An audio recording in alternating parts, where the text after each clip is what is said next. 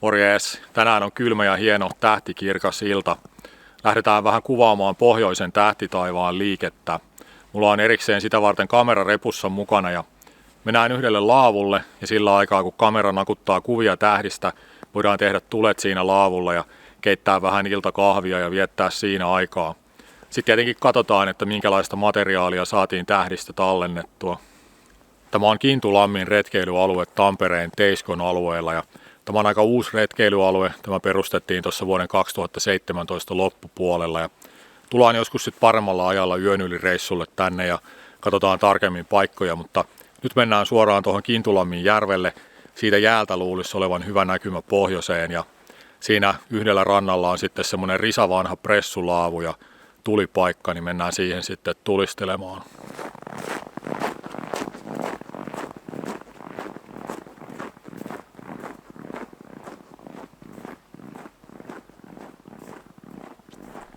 Tämä retkeilyalue on siis virallisesti nyt ihan uusi, mutta tämä metsäalue on kyllä saanut olla kauan täällä rauhassa ja mäkin olen kulkenut täällä paljon ja tämä on mulle tosi tuttu alue.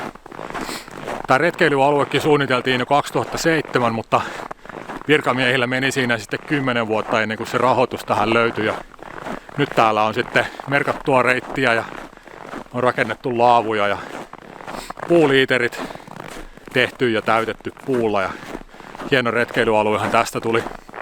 No ihmisten määrä tietysti räjähti sitten, että täällä sai aikaisemmin kuljeskella aika lailla omassa rauhassaan, niin nyt täällä pörrää sitten tosi paljon ihmisiä. Täytyy etsiä jotain uusia rauhallisia paikkoja taas.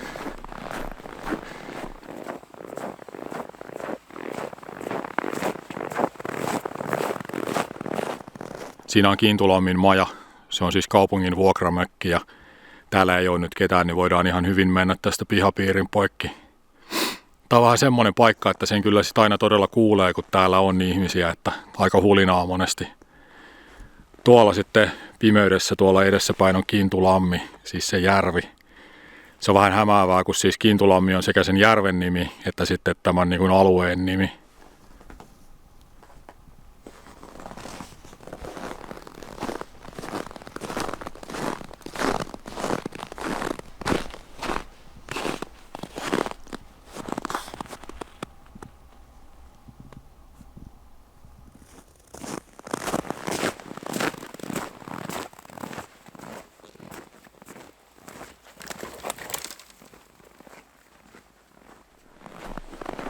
Nyt tullaan tähän laavupaikalle.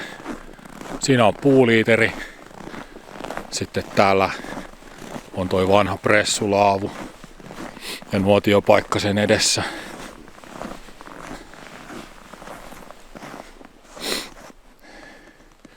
Tullaan siis ihan Kintulammin rannassa.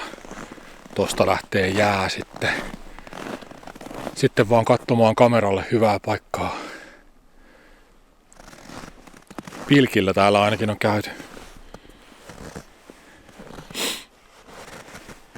Tunnen hyvin tämän järven ja tiedän, että ojat on tuolla ihan toisella suunnalla ja tultiin niiden ohitteen jo. Ja siellä ojansuitten kohdalla voisi olla heikkoa jäätä, mutta näillä main on paksut jäät ja täällä on ihan turvallista kyllä kulkea.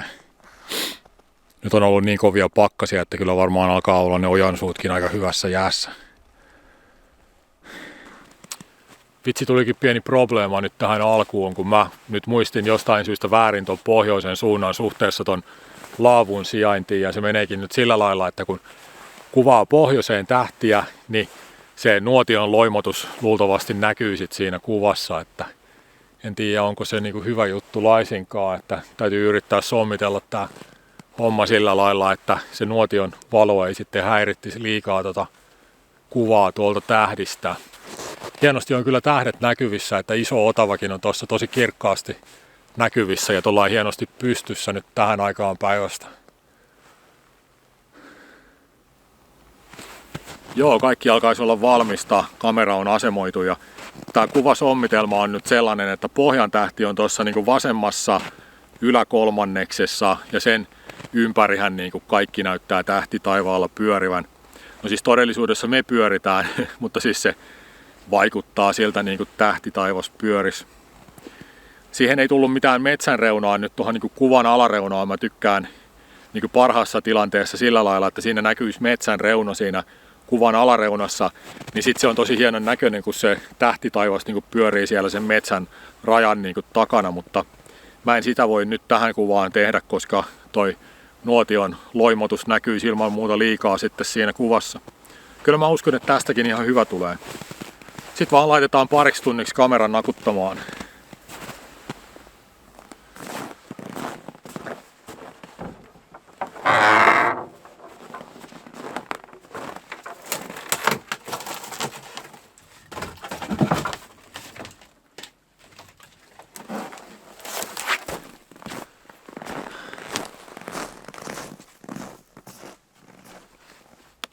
Mäkin olen tykännyt taas pitkästä aikaa käyttää tämmöistä Firesteelia tulenteossa, että joskus harjoittelin paljonkin tällaisen käyttöön, mutta sitten se vaan jäi.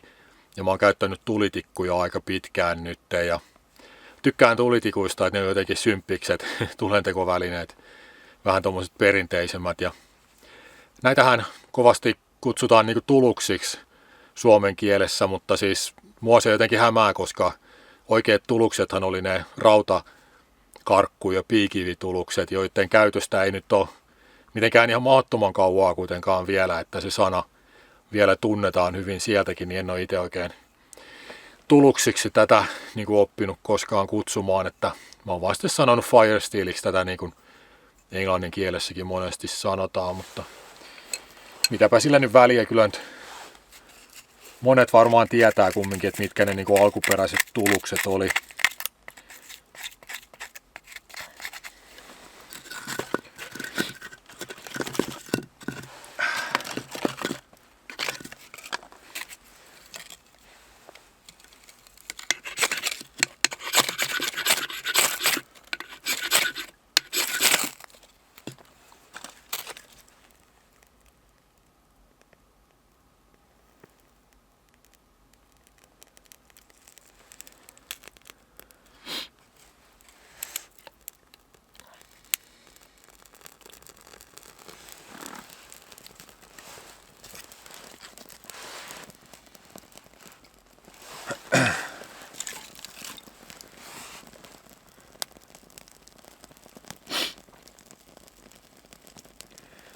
Kyllä se tuli on vaan aika kiva juttu tässä niin kuin 15 asteen pakkasessa, että heti kun tuolta toi lämpö nousee, niin tosi hyvältä kyllä tuntuu.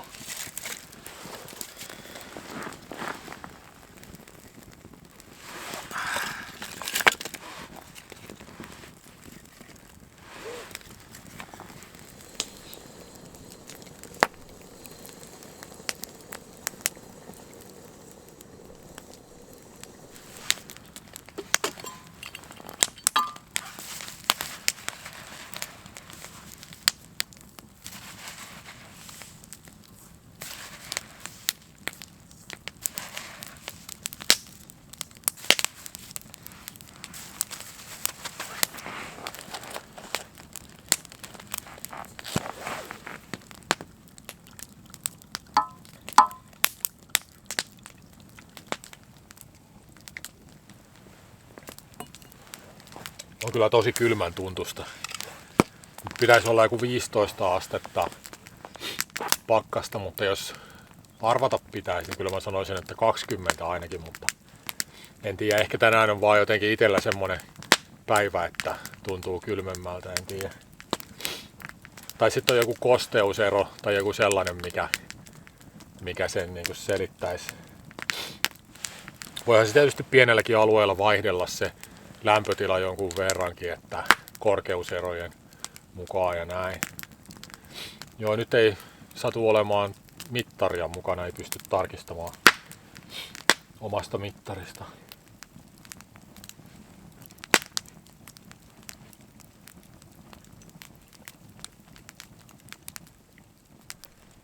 Kirkas tähti taivassa on kyllä komeata katteltavaa.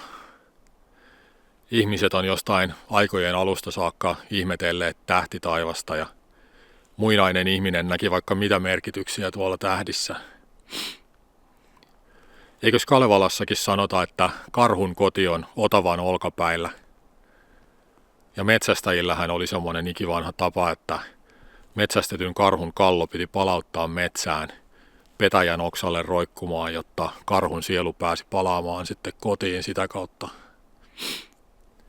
No me ei ehkä nykyihmisinä nähdä tähtitaivasta enää ihan noin myyttisenä, mutta kyllä se meillekin vaan yksi suuri arvoitus on, että mitä kaikkea tämä maailmankaikkeus sisältääkään. Tämmöisiin keposiin mietteisiin on hyvä lopettaa. Kiitoksia seurasta ja seuraavassa videossa jatketaan. Morjens!